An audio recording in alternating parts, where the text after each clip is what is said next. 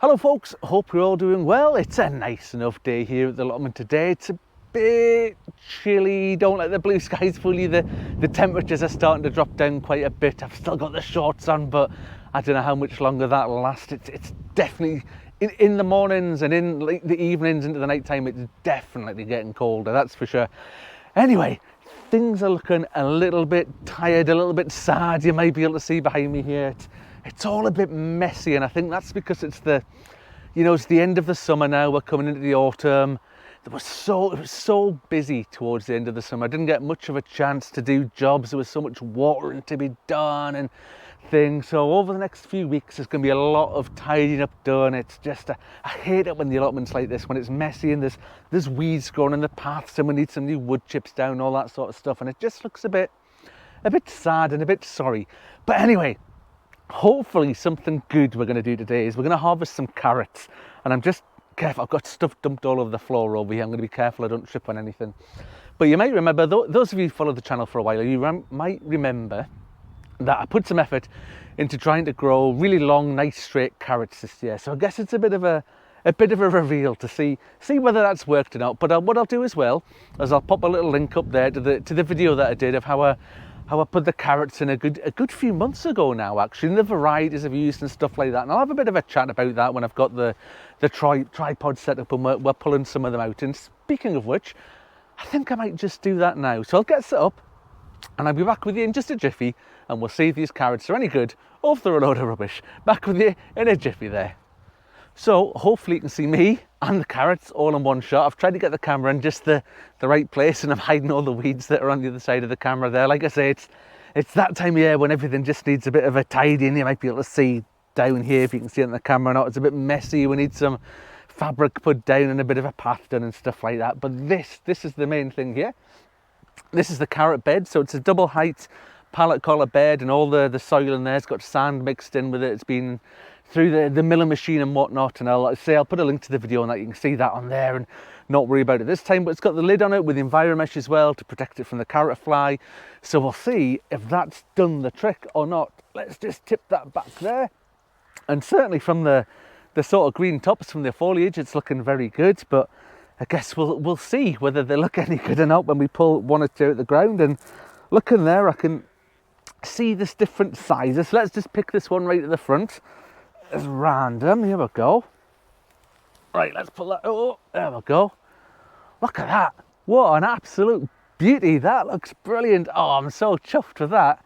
Hopefully you get an idea of the size of it as well. It's absolutely brilliant. So sort of like I was saying, to get them to grow long and straight like that, you need no lumps or bumps in the soil, not a lot of nutrition in it, or the carrots will fork and they're going to loads of weird shapes and things like that.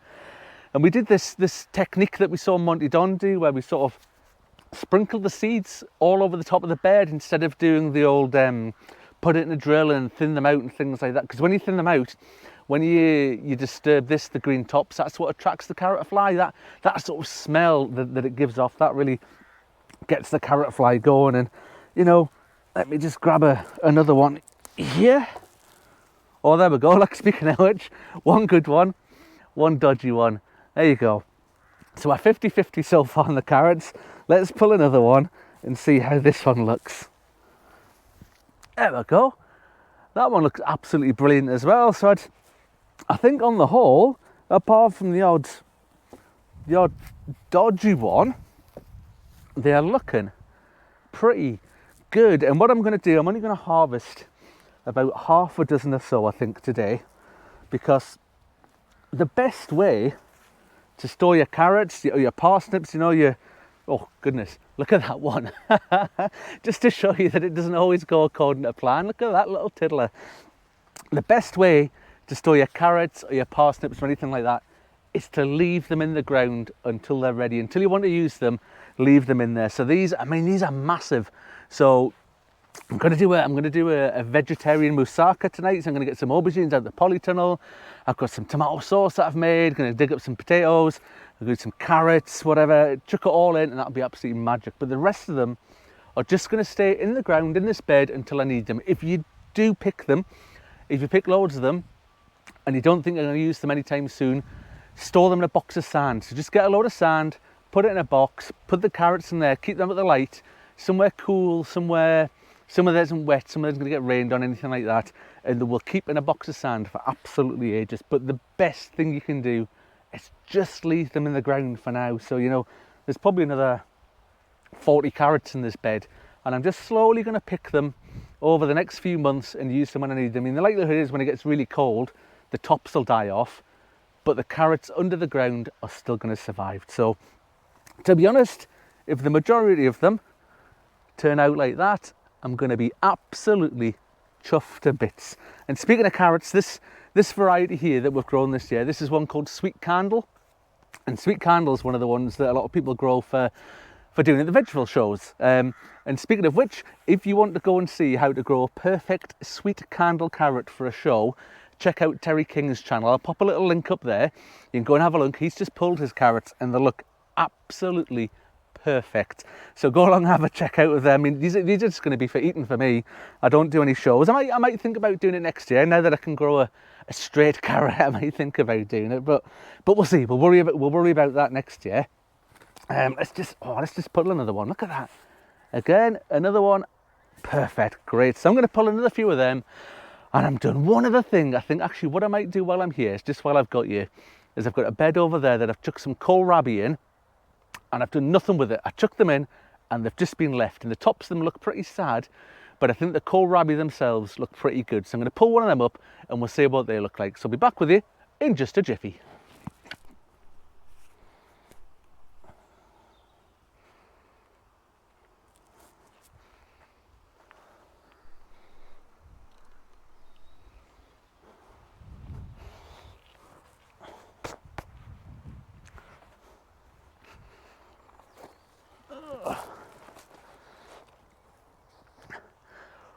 So a quick bonus feature. We'll see what the kohlrabi is like. And I'd say I've not done anything with it. I chucked them in, I left them, and look at this. This is what I was saying before about things being a bit messy and the weeds.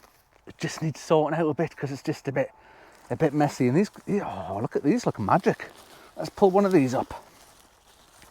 There we go. One kohlrabi, and again, you see, I've not done much with them. Obviously I prepped the beds. Look at this, actually. What I should do is check to see if there's any snails in here. We'll get a shot of that in a moment. So the beds have been prepped, you know, been dug in, they've had nutrition put in them. I'm a big fan of using bloodfish and bone with a lot of the crops in here. And this variety here, and I've actually remembered to put a label in there, is one that's called Cossack. Now remember, I picked Cossack on purpose that a lot of veg like this kohlrabi, it'll go woody. If it gets too big, it'll go woody and it'll get really chewy and the texture will be horrible. Cossack, apparently, no matter how big you let it go, it's still got a great texture. So ideally, this one's maybe just about on the cusp of being too big. A kohlrabi, you want to harvest it really when it's around about the size of a tennis ball. So again, that one's just a little bit too big. And this one here is too big. It's massive. That's probably twice the size it's meant to be. And I don't want to harvest them all. The best thing I can do is leave them in the ground.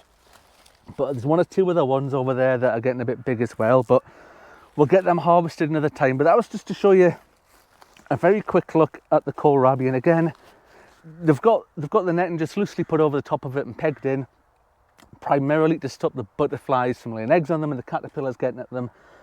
And they're looking pretty good. There's one or two of them at the back there that maybe is a bit smaller, but I suspect they've been crowded out by these bigger ones in the middle here. So once these bigger ones come out, that'll give the littler ones a little bit more time to grow. We say there's still a bit of sunshine at the moment whilst we're on the go in September. I was going to say October, but it's not October yet. There's still a few more days of September left. Right, what I'll do is I'll pick you up on a handheld in just a minute. We'll have a quick look at how the carrots are looking, see what the kohlrabis are like, and then we'll head off. Back with you in just a jiffy. So that's me pretty much done. Let's just spin you around here very quickly and have a look. So I've separated the carrots out here. So what I did primarily, let me spin you around, in this bed here, to stop the tops of the carrots poking out from underneath the lid here, I randomly harvested the carrots from around the edges first. I've come all the way around the edges, and it just makes it easier for putting the lid back down, for tucking the leaves back in. So this is a random selection of the ones we harvested. And out of them, you can see we've got one, oh, there's a bit that's broken off. 1, 2, 3, 4 that have gone sort of funny shaped and forked, which is okay. They'll still be used, they'll still be eaten, they'll be absolutely smashing. And we've got one tiny little tiddler over there, which I think is absolutely brilliant. But on the whole, from the ones we've picked, you can see over here in the basket, they're looking at really, really smashing. You can see 1, 2, 3, 4, 5, 6, 7, 8, 9, 10, 11 really, really good, nice, straight carrots, absolutely smashing. A little bit of damage on that one there, but that's fine. We'll just chop that off and use it anyway. So 11 good ones, 4 dodgy ones, and my favourite one of all, the little tiddler one over there. And we've got the 2 Kohlrabis over here. Again, let's say that they're getting a little bit big. It should be about the size of a tennis ball when you harvest them, but I reckon they'll be all right. Like I say, that variety. This is the first time I've done this variety, so proof will be in the tasting there when I get them cut up. And for those of you who've not done Kohlrabi before, it's a little bit like a sweety, turnipy, cabbagey sort of taste. A little bit spicy. Absolutely lovely to slice really, really thinly and put in a salad. It's beautiful. It'll go lovely with these carrots and some other bits and pieces that we've been picking over the last month or so. And I guess that's the thing about this time of year. You know, the harvest is bountiful. The last video I did inside the polytunnel over here, you saw us strip out a load of the tomatoes. There's still some left to pick, and I mentioned before, going to grab some of the aubergines to do moussaka with tonight. The carrots, the kohlrabis. We've got sprouts over here. They're grown pretty well. They need a little bit of TLC though. Over here we've got the end of the courgettes and some beetroot and that needs to be picked, but everything else, it just looks a bit sad and tidy. And I think over the next, like I say, over the next few weeks, there's going to be a lot of tidying, a lot of sorting out, a lot of weeding, a lot of wood chipping and stuff like that to get things ship-shape for the winter, because the weather's going to turn, I reckon, pretty soon. Because we've had a good dry summer, I reckon winter's going to be absolutely terrible this year. But we'll see.